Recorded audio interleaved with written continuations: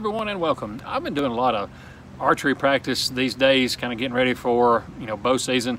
And I also did a video on a self bow made out of fiberglass and a piece of PVC pipe. After shooting the self bow that I made out of fiberglass and PVC, my arm was black and blue, and it still is. And I made like a little rinky-dink arm brace out of cardboard, and it worked great, but it wouldn't stay in place, and I got fed up with it and just went in the house and got the arm brace that I used during archery season. So today, that's what I'm gonna do. I'm gonna make me a full-fledged brace that'll run from the bend in my wrist to the bend in my elbow.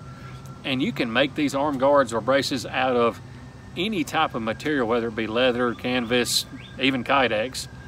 And you can do it without any specialty tools. So let's go in the shop and get working on this arm brace. The tools and materials that I'm going to use for this arm guard aren't anything special. You can either make these tools or you already have them on hand. Now I have a bunch of leathercraft tools, but again, I just wanted to do this with some simple tools that anybody may have. For the arm guard or brace itself, I'm just going to use some scrap leather, and for the impact zone and kind of give it a little decor, if you will, I'm going to use this piece of tooled leather that I did a long time ago for a book cover, and I just kind of cut it out to use for the impact zone. Then I've got some tarred twine that I'm going to use for my stitching, an X-Acto knife, a pencil, a couple of large needles, some scissors, and all that anybody could make, and some twine. No matter what material you use to make your arm guard or brace, you're going to need a pattern, and I'm just going to use some blank paper, and I'm going to fold it both vertically and horizontally to get my center lines. Once I get my paper folded, I'm just going to put some marks in there to give me some reference points. Now that I have my reference marks, I need to take 3 measurements: around my wrist, the length of my forearm, and then around my forearm. Now I don't know if you can see it or not, the bruising in my wrist, and that's from where I was shooting the DIY bow, and my old 20-something-year-old arm guard just isn't up to snuff anymore, so that's another reason why I'm making this one. If you don't have a cloth tape, you can use a piece of rope, which is what I'm going to do, and I'm just going to wrap it around my wrist and go like so, and then I'm going to measure it on my scale, and it's about 8 inches, and I don't want the ends of this to butt up against each other. I want to have adjustments in there so I can make it tighter or looser, so I'm going to go about 7.5 inches. I'm going to take and make me a little doodle right here, and that's going to be my top, forearm, and around the forearm. So the top is going to be 7.5 inches. Then I'm going to say the length of my forearm, so that'll be 8 inches. And then I'm going to do around my forearm, which is roughly 12 inches. So I'm going to take a 1/2 inch out, so it'll be about 11.5 inches. Okay, starting up here at the top, my first one's going to be 7.5. So I'm going to take and put my scale on 3 3/4.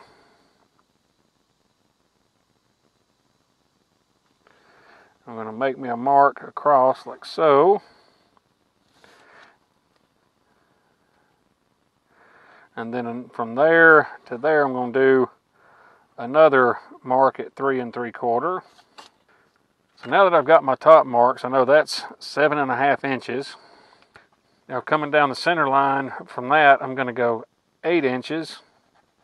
Then over here, I'm going to come down 8 inches. And over here, I'll come down 8 inches. Then I'm going to lay my scale across those 3 marks. Then on the bottom, it's going to be 11 inches, so I'm going to go 5.5. Then I'm going to come over here from the center line and make another mark at 5.5. And then I'm just going to tie everything together. So there is our pattern for our arm guard or brace. Once you have your basic pattern made, you can change the shape and design of this to anything you want, as long as it fits within your dimensions. So this is the pattern I'm going to use to make my arm guard or brace, and this is what I'm talking about by being able to change the design of it rather than just have a blocky looking arm guard. You can add radiuses to it, things of that nature for your attachments, whether you use eyelets or if you're just going to use straps. Now that I have my pattern, I'm just going to transfer it to a piece of scrap leather. Now that our pattern's transferred onto our leather, all we got to do is cut it out. And I'm trying to stay outside of the lines so that it doesn't make it any smaller than I need to. And you could probably cut this out with scissors. I just find it easier to do the radiuses with an X-Acto knife. So here's the beginnings of our arm guard. So that's how it's going to fit kind of on the back side. And that's what I was talking about. I wanted it to be kind of loose where I could tighten it up. So now that I know that my arm guard or brace will fit, I'll show you what I'm going to do with this other piece of leather. I'm going to put it right here in the center, and then I'll stitch around it, and I'm going to trim up these corners, and that'll be my impact zone. And another reason why I'm using this piece, not only just for decoration, but because this is a thick piece of leather, I know that the impact on the string will not transfer to my arm. And before I do all that, I'm going to take and dye this piece of leather. The dye that I'm going to use for this is just some dark brown, low VOC or chemical type dye. And you need to use this type dye in a well ventilated area. And you don't even really have to use a manufactured dye. You can actually use coffee grounds to dye this leather, but I'm just going this route. Alright, now that we got our leather dyed, I'm just going to let it sit out in the sun for a little while and dry. And I did not do the back side of it because I don't want this dye to transfer to my skin when I start sweating. My dye has dried on this piece of leather, and I don't know if this was just a cheap piece of vegetable tan leather or what, but as you can see, it dried in a wonky pattern and kind of a funky color. I'm going to go ahead and use it anyway, but now that it has dried, I'm going to go over it with some leather finish. And this will give it a waterproofing, so to speak. Then I'm just going to let that dry. After I put the waterproofer on here, it drastically changed the color of the leather, and I'm glad that it did because it looks a lot better than that wonky color that was on there. And now all I got to do is take and polish it out. I'm just going to use a rag to finish it off, and what this does is it takes away some of the shine on it and kind of gives it a semi-gloss look. Like I said, that looks a lot better than the color that it was. And this is what it's going to look like with the impact zone on it. While the leather was drying, I perforated the edge of my impact zone, and I'm going to use it as a guide to perforate the guard itself so I can do my stitching. I'm just going to take my awl and press through the holes.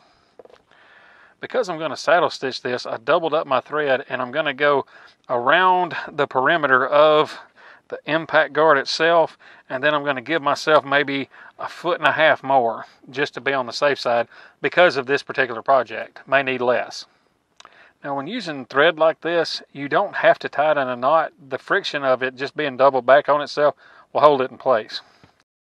Now that I have my impact zone stitched in, it's time to decide how I want to wear this, so to speak. And there's two different ways you could go. You could go with straps or just some lacing, and I think that I'm going to go with lacing to start out with, just for the ease of off and on of this guard.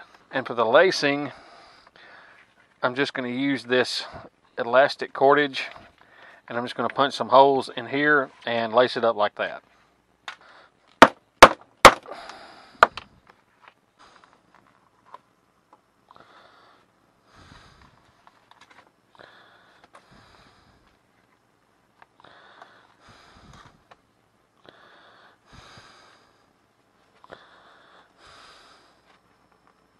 So there's the lacing on the back side of it, and I'll try to see how it fits on here. Yeah, it fits pretty snug. I like that. This is the completed arm guard or brace, and it feels like it's going to stay in place pretty good. The only thing left to do now is to test it out and see how it does.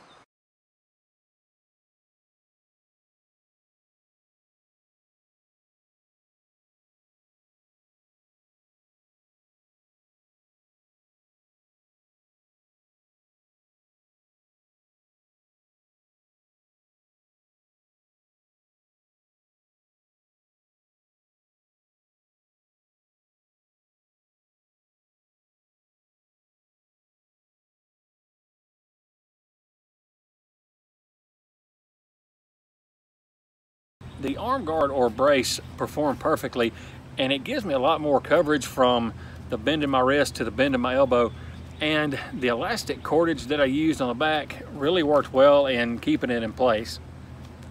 So that just goes to show you what you can do with a couple of pieces of scrap leather and some hand tools. And this will last me for years and years and years. Rather than go to a big box store and buy one, you can make one yourself. So thank y'all for watching. We'll see y'all next time.